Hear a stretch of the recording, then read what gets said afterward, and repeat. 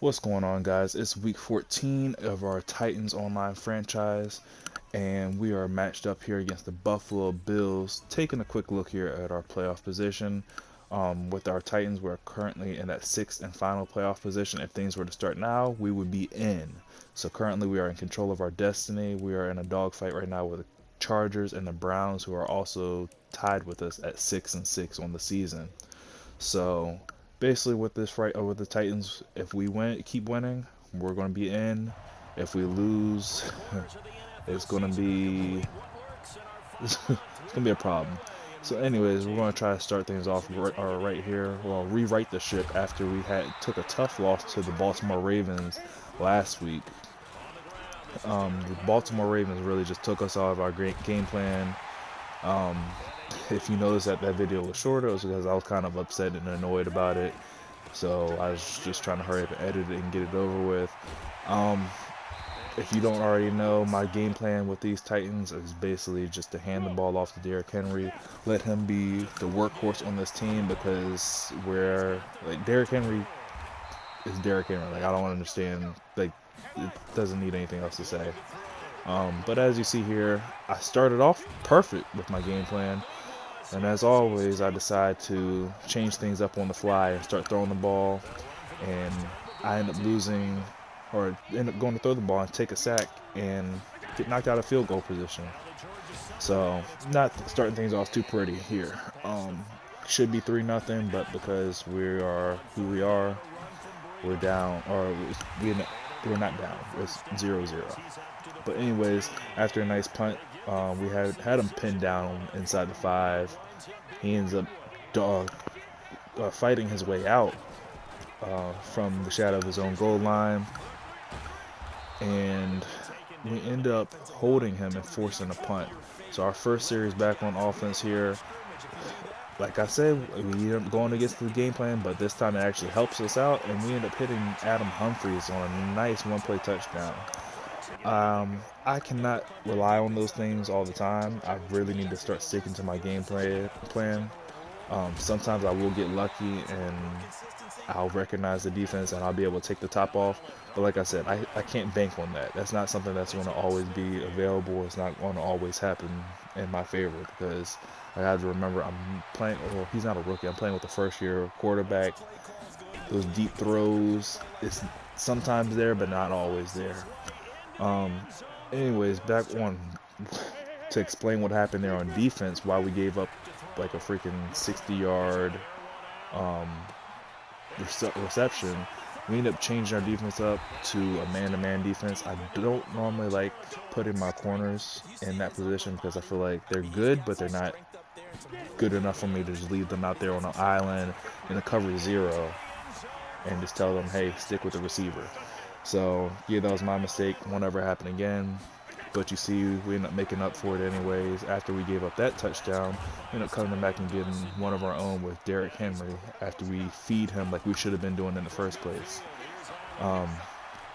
Missed a nice user interception with Kevin Byard, but he ends up coming back, and I have no idea what the heck Josh Allen did there, but he just ended up throwing a duck to Fairley, and he went down and got it. So it is what it is. I mean, we ended up missing a nice user pick, but we ended up getting gifted one in return.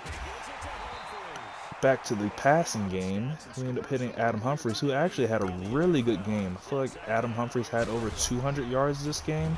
But like I said, we need to get back to feeding this workhorse right here that we have in Derrick Henry, as you see him just plowing through a defender, and then we come back on a 3rd and short, and we go Pete Carroll and throw the ball on 3rd and short when we could have just handed it off to Derrick Henry and probably got the first down easy, and we end up taking a sack and punting the ball away and getting no points. So that's twice we were in field goal range and we ended up coming away with nothing because I decided to go against the game plan. And coming back, he gets a nice game right here. We're just trying to hold him to no points. No points would be beautiful. But of course my defense has a ton of holes in it because I'm still trying to figure things out. I'm testing things out against them and it's just not really going very well. But luckily, my guys have my back right here. Kenny Vaccaro off the edge forcing him for a nice loss back to the 6-yard line, 7-yard line. And then Kenny Vaccaro again coming away with a nice user pick in the end zone on Kittle, keeping him from coming away with any points on this drive at all.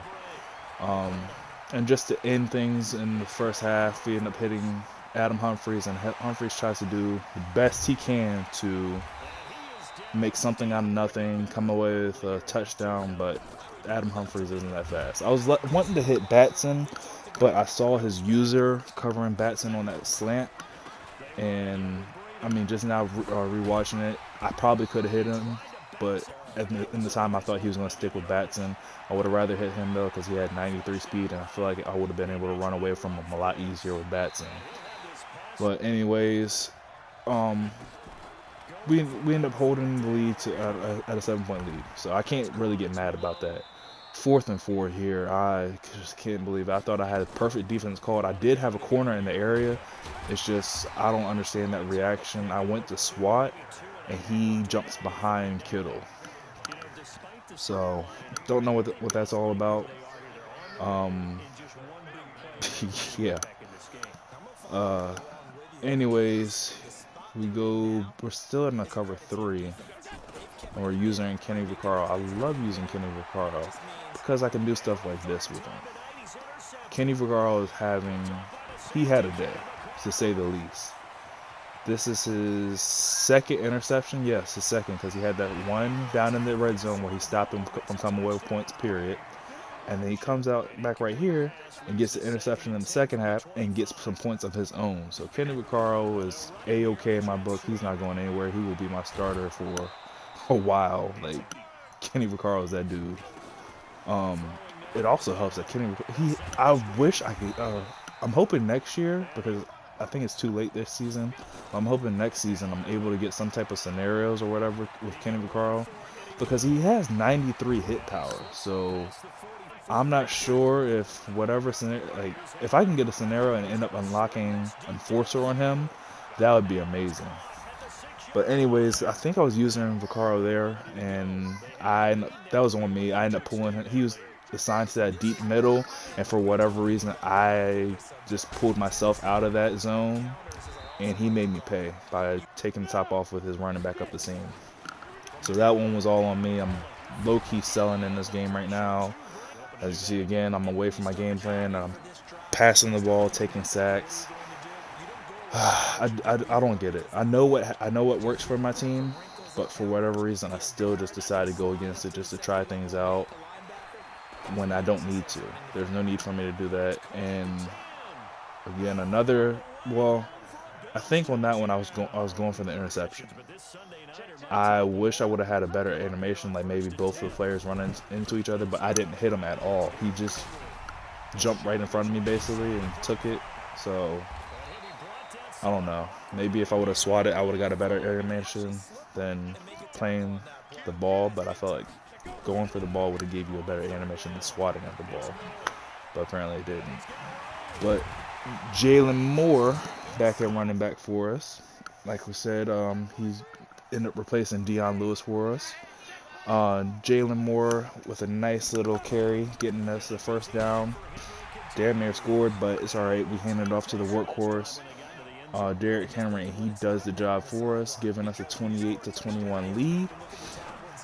And now is crunch time. We're in the 2-minute drill. This is his last chance to score. 4th and 14. We end up giving up to Kittle across the middle. Definitely thought that I would have got a hit and some type of hit, but I guess his possession catch dropped him before. But I don't know. It looked like that time was fairly close, so I should have gotten some type of hit, but I didn't. Anyways, 10 seconds left. This second to last play of the game. Kenny Vaccaro stepping up again with a nice little pass breakup. I don't know why he called his timeout there. Wasn't really necessary. It was an incomplete pass. The clock had already stopped. And then Malcolm Butler seals the deal by swatting down the ball across the middle. And the Titans move on to 7-6 on the season. it's just crazy. I mean, remember, I started with at 1-5 with this team. We were at the bottom of our division. We fought and clawed our way all the way back from that 1-5 position. We're now 7-6, sitting in the sixth position in the AFC, in our division in the AFC. And we're looking to continue this. Well, we just started a win streak because the Ravens ended ours, but we're looking to continue this win streak and hold on to that sixth seed and potentially make some noise in the playoffs. So we'll see how it goes. Till next week. Think next week's game is against the Jets. I will catch you all next time. Later. Next week to take on the New York Jets. Meanwhile, for Buffalo, it's a loss that could have implications.